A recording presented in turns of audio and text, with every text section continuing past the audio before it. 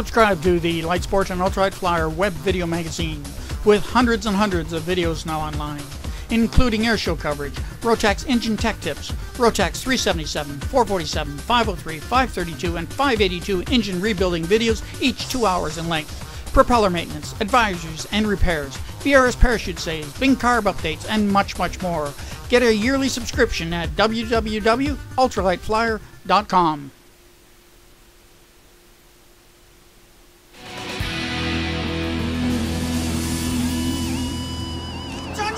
A funny accent. I take it you're not from the U.S. No, we don't have a funny accent, mate. You guys over here have the funny accent. What are you doing down here in Sebring, Florida, John? I've come down to have a look at the Paradise. I've actually ordered through these aircraft for the Australian market, and so I've come down here at Sebring for the expo to see the rest of the manufacturers and have another look at the Paradise and do some more flying.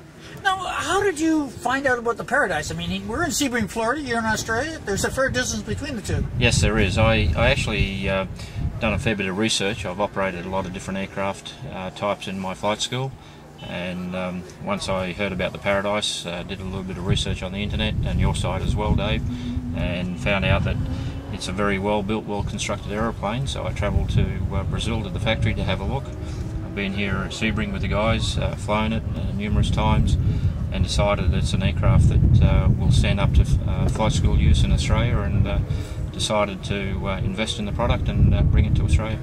Now, this airplane has a lot of unique little features. What are some of the ones that attracted you to it? For me, it was mainly the construction methods. So exterior, a lot of LSA aircraft look very similar from the exterior. So when you're buying an aircraft, they all look similar.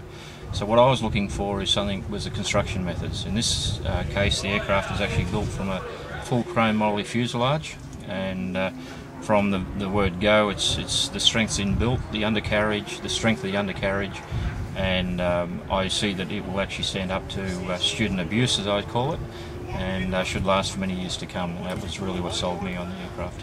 Now, they're using an all-metal construction, this airplane, are they not? Yes, they are. So the fuselage itself is all metal, and then it's covered with an aluminium skin, and which again makes it a very rigid, very strong little aeroplane.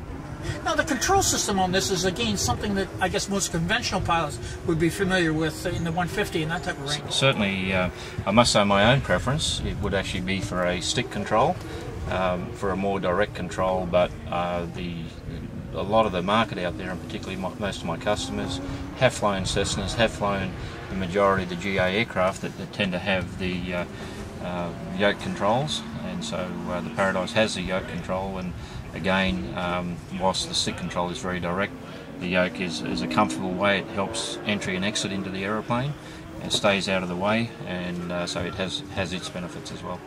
Now, this airplane also looks to be very large. I mean, I look in the back area here, it looks like you'd almost put another 2 seats back in there. And that's what makes it very attractive in the Australian market.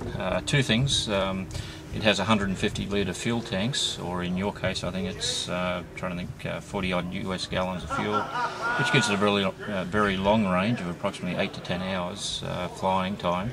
And in Australia, where places are very few and sparse, some of the towns and some of the runways, it's great to know that you don't need to stop for fuel. Also the baggage area, camping gear, everything that you need for a few days away in the bush, you can carry with you. Now, this is powered by what engine? It's got the Rotax 912. It's a 4-stroke. Really, the LSA, the Rotax is bulletproof. Great aeroplane, great engine actually for, again, the student market, where shock cooling is an issue because you've got water cooling. It tends to keep the heads all at an even temperature when you pull back the power. And 100 horsepower, very reliable engine, tends to go through to TBO, 1500 hours TBO. Now, in Australia, you're going to have service and that type of thing for the Rotax engine? Yes, Dave. In Australia, we have Rotax distributors. We also have quite a lot of A&P equivalent mechanics who are specialists on the Rotax engines. So in Australia, we don't have any problem with supporting the Rotax. Now, the facility that you're running, what type of facility is it? We call them flight training facilities. Very similar to an FBO operation here in the States. I have a hangar hangar and maintenance facilities as well as a flight training facility, and right now I'm also adding aircraft sales to that, so just expanding to looking after our customer needs in aviation. So you're a full-service outlet there in Australia. You're looking after the Rotax engines. You've got flight training. You've got sales, that type of thing. And we also do avionics fitment, particularly the Dynon range of avionics.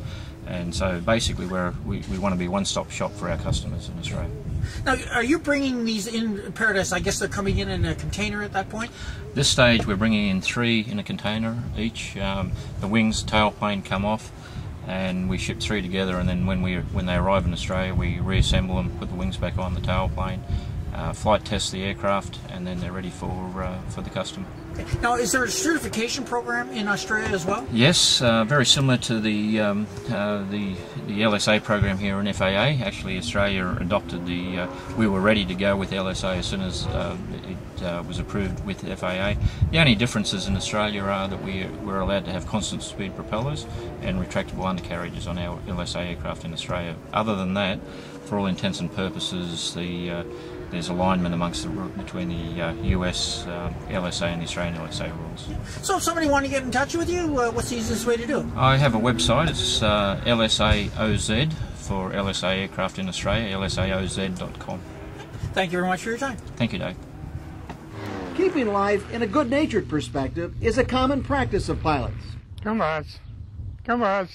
Rancher Albert Kolk will tell you that, especially after the flying adventure he, his grandson Jordan, and 2 friends endured on a night flight back from Seattle, crossing the rugged Manashee Mountains in British Columbia.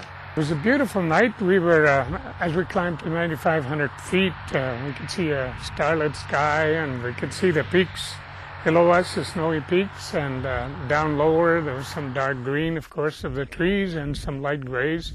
You could distinguish that. You could distinguish the odd river and some water below, but that's about all. There was no moon, but very bright, clear night. So everything was going well until something went wrong. And then he said shoot, and I remembered, and all of a sudden, just like everything kind of put it in perspective a bit. It was a lot nicer. You realize that you do have some security, some safety in that. I hollered, shoot, seatbelts, and I pulled back the power, turned off the ignition and whatever needed to be done. Then I pulled the chute.